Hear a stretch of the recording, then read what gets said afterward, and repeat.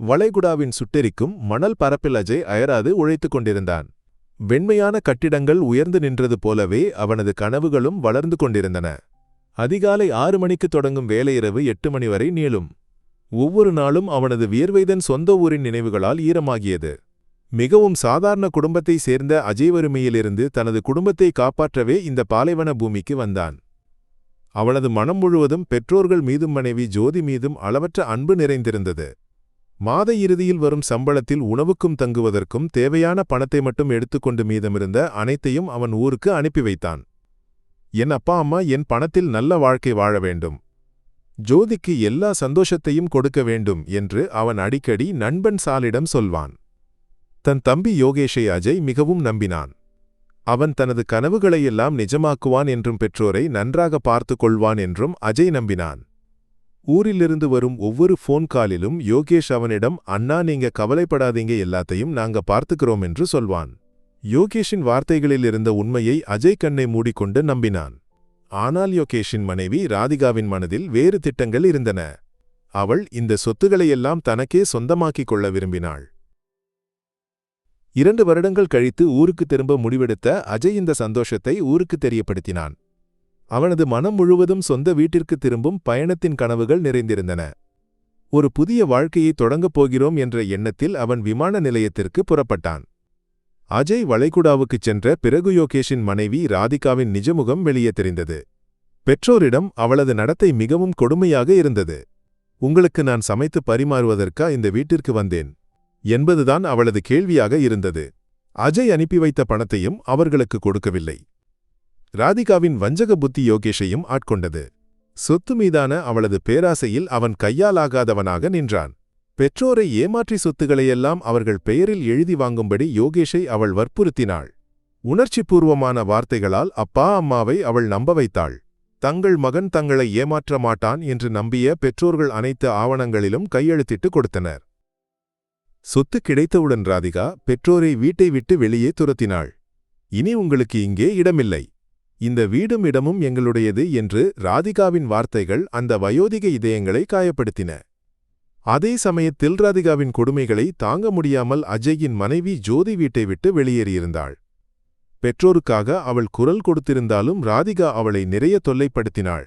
கடைசியில் மனதளவில் பாதிக்கப்பட்ட ஜோதிதன் சொந்த வீட்டிற்குச் செல்லாமல் எங்கேயோ கிளம்பிச் சென்றாள். அந்த வயதான பெற்றோர்களும் ஒரு ஆதரவும் இல்லாமல் தெருவுக்கு வந்தனர். பசியும் தாகமும் அவர்களை தளர்வடைய செய்தது. இறுதியில் அவர்கள் ஒரு ரயில் நிலையத்திற்கு வந்து பிச்சைக்காரர்களாக மாறினர்.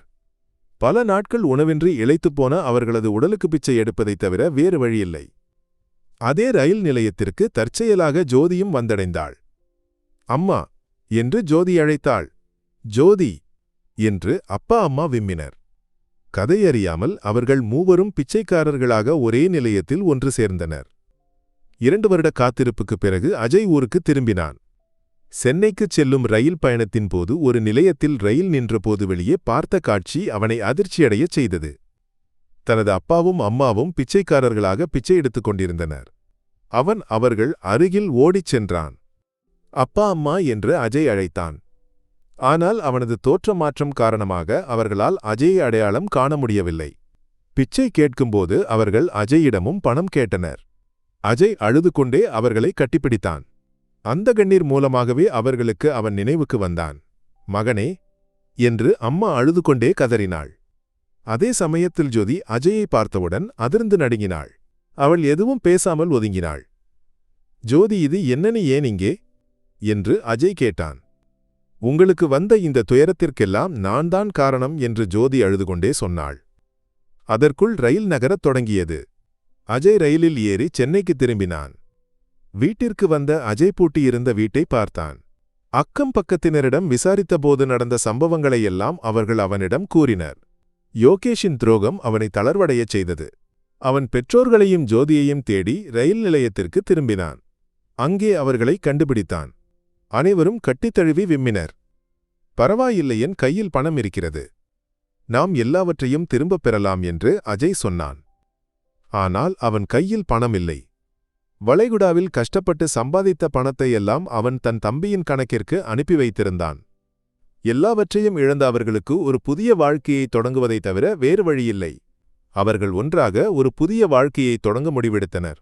ஒரு காய்கறி சந்தைக்கு அருகில் அவர்கள் குடியேறினர். அங்கிருந்த ஒரு கடையில் அஜய் வேலைக்குச் செல்லத் தொடங்கினான். ஜோதியின் யோசனைப்படி அஜய் சொந்தமாக ஒரு காய்கறி கடை தொடங்கினான்.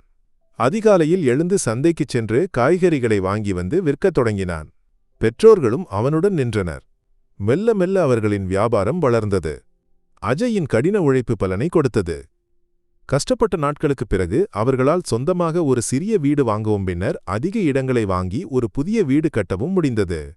அஜய் சொந்தமாக ஒரு காய்கறி மொத்த வியாபார மையத்தை தொடங்கினான். அவர்களின் பழைய வாழ்க்கையை அவர்கள் மறக்கத் தொடங்கினர். அதே சமயம் அஜயின் சொத்துக்களை வைத்துக்கொண்டு ஆடம்பர வாழ்க்கை வாழ்ந்த யோகேஷையும் அவனது மனைவியையும் அவர்களின் உறவினர்கள் கைவிட்டனர். ராதிகாவின் கெட்ட குணங்கள் காரணமாக யோகேஷ் யாருமில்லாமல் போனான். பணம் முழுவதும் அவர்கள் வீணாக செலவழித்துவிட்டனர். பணமில்லாமல் அவர்கள் மீண்டும் பிச்சைக்காரர்களாக மாற வேண்டி வந்தது. அப்படி ஒரு நாள் அவர்கள் அஜயின் வியாபார மையத்திற்கு வந்தனர். பல வருடங்களுக்குப் பிறகு அவர்கள் அஜயின் குடும்பத்தை பார்த்தனர். அஜயின் பெற்றோர்கள் அவர்களை அடையாளம் கண்டு கொண்டனர். யோகேஷும் ராதிகாவும் காலில் விழுந்து மன்னிப்பு கேட்டனர். அண்ணா, எங்களை காப்பாற்றுங்கள் என்று யோகேஷ் சொன்னான். முதலில் கோபப்பட்டாலும் பெற்றோரின் மற்றும் ஜோதியின் வார்த்தைகளை கேட்டு அஜய் அவர்களை மன்னித்துவிட்டான். மகனே, அவன் உன் தம்பி தானே, நாம் அவனை விட்டுவிட முடியாது என்று அம்மாவின் வார்த்தைகள் அவனது மனதை மாற்றின. ராதிகாவும் யோகேஷும் செய்த தவறுகளுக்காக அவர்களுக்கு மன்னிப்பு கொடுத்தான். அஜய் அவர்களையும் தன்னுடன் சேர்த்துக்கொள்ள முடிவு செய்தான். அந்த காய்கறி மொத்த வியாபார மையத்தில் அவனும் ஒரு வேலைக்காரனாக ஆனான். அஜய் தனது வாழ்க்கையில் இழந்த அனைத்தையும் திரும்பப் பெற்றது மட்டுமல்லாமல் தன் தம்பியையும் திருத்தி அவனுக்கு ஒரு புதிய வாழ்க்கையை தரவும் முடிவெடுத்தான்.